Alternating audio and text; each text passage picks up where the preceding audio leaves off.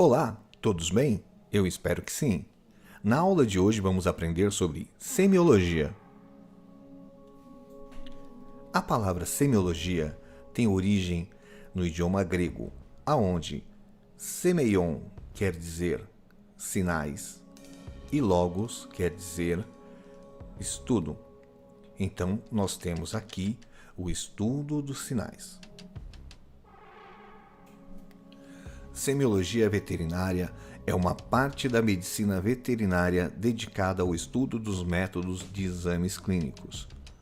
São pesquisados e interpretados os sintomas juntamente com a reunião de elementos capazes de construir o diagnóstico e estimar a evolução do problema. Aliás, a semiologia veterinária é ainda mais complexa quando comparada com a humana. Isso porque demanda maior sensibilidade por parte dos médicos veterinários. Estes devem estar em sintonia com seus pacientes.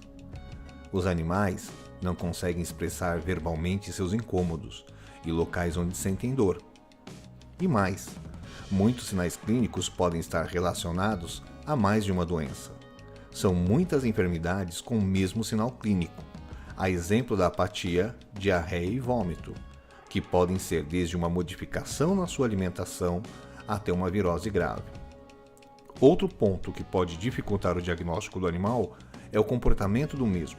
Durante o exame clínico, principalmente na hora da palpação, normalmente eles estão agitados ou agressivos.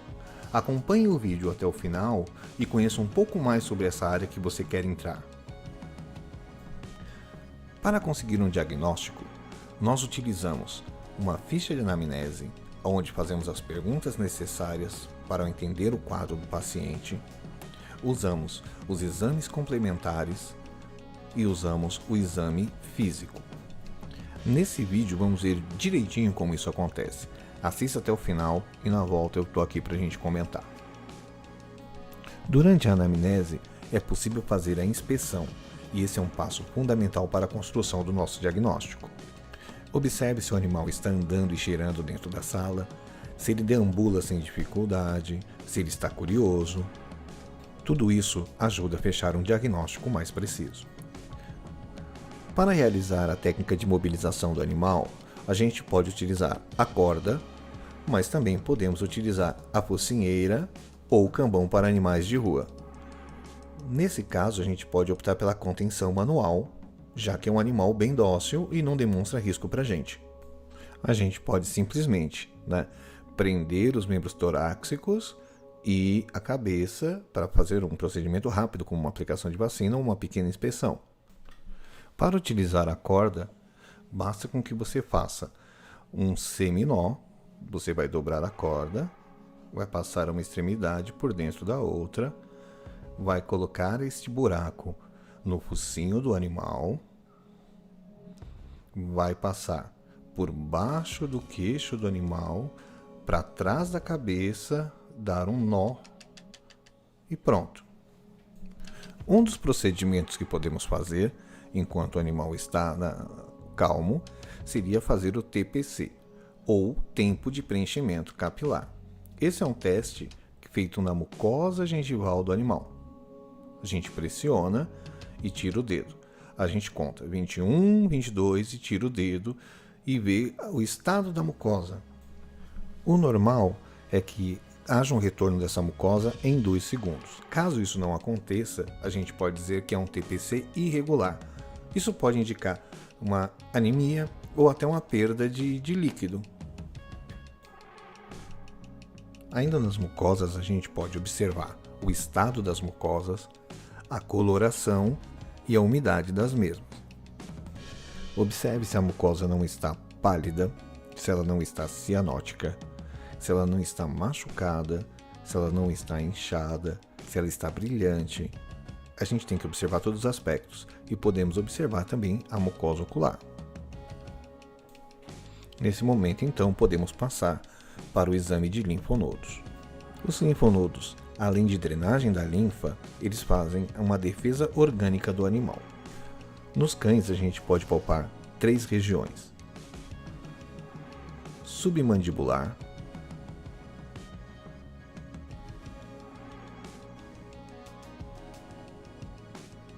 pré-escapular,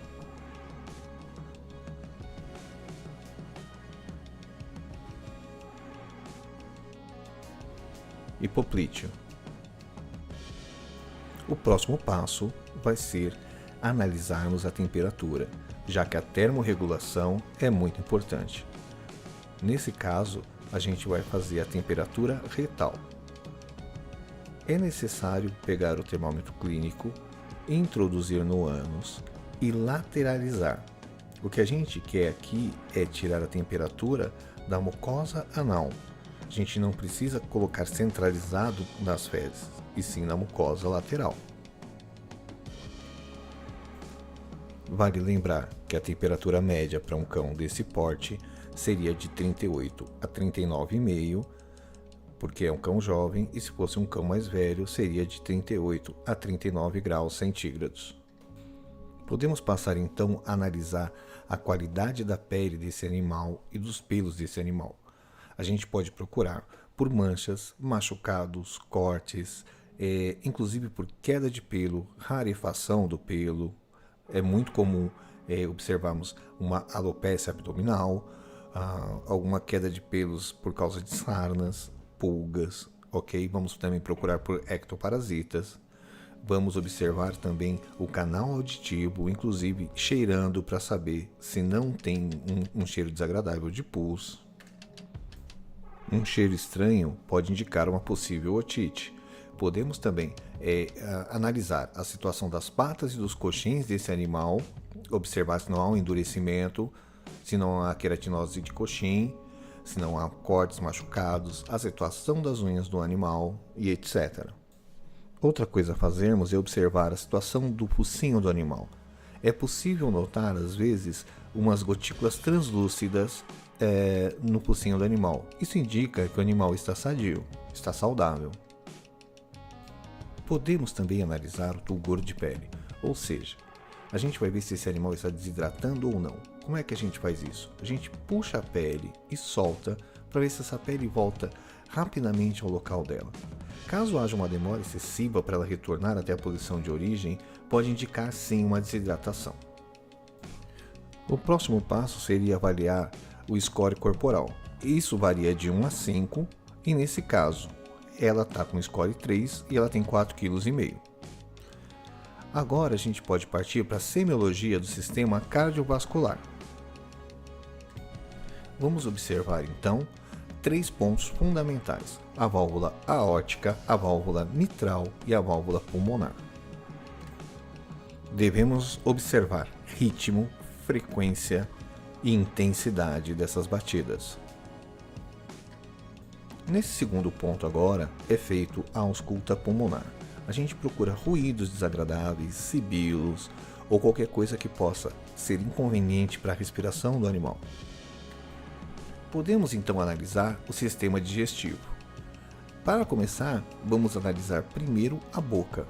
Precisamos analisar os dentes, a mucosa, a língua.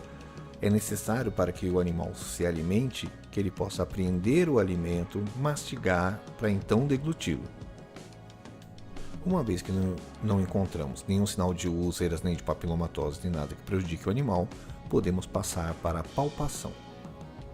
Fazemos a palpação das regiões hipo, meso e epigástrica. É importante que o animal tenha uma boa apreensão do alimento, uma boa deglutição do mesmo e que não haja nada que impeça dele fazer essa mastigação. Qualquer coisa pode interferir no tipo de alimentação desse animal. Podemos, nesse momento, então, finalizar o exame clínico. Acredito que você tenha entendido que para fazer esse exame clínico, a gente passou por todos os sistemas do animal. A gente vai fazer perguntas durante a anamnese que são perguntas costumeiras, é quase um roteiro, e esse roteiro ele se baseia em todos os problemas possíveis que esse animal possa ter. Um ponto é a anamnese, onde eu faço uma entrevista e pergunto tudo que esse animal tem. O segundo ponto é me basear nesse exame físico e observar tudo o que eu puder observar. E o terceiro ponto seria de pedir um exame complementar, como um exame de sangue, um exame de urina, para eu ter uma qualificação do meu diagnóstico. Eu me baseio em um tripé, não é uma única coisa. Para reforçar, esse tripé ele é composto de 3 bases sólidas.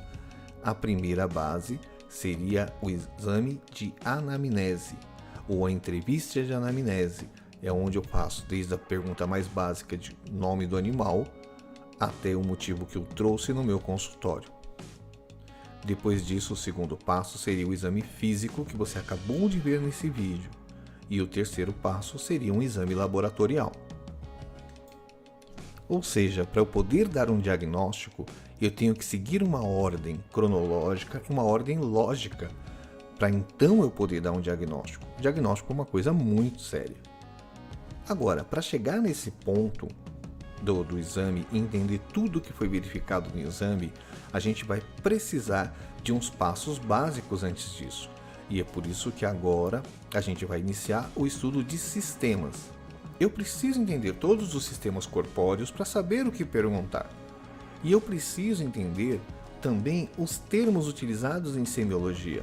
Como, por exemplo, quando eu vou fazer a anamnese e eu pergunto se o animal bebeu água, eu tenho que colocar de uma forma sucinta na ficha desse animal com um termo técnico. Se o animal bebe água, se ele não bebe água, se ele bebe água em demasia, se ele bebe pouca água.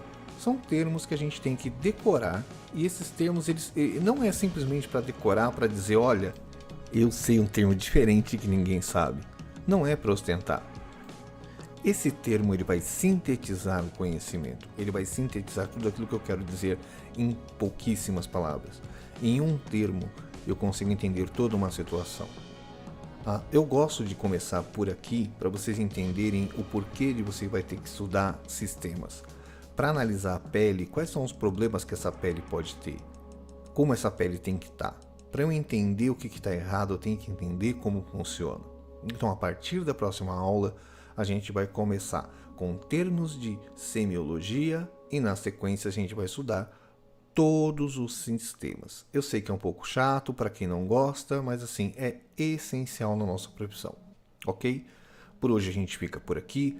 Assistam o vídeo quantas vezes acharem necessários, decorem os procedimentos, os termos técnicos, depois a gente entra e a gente resolve isso rapidinho, ok? Bom final de semana para vocês, fui!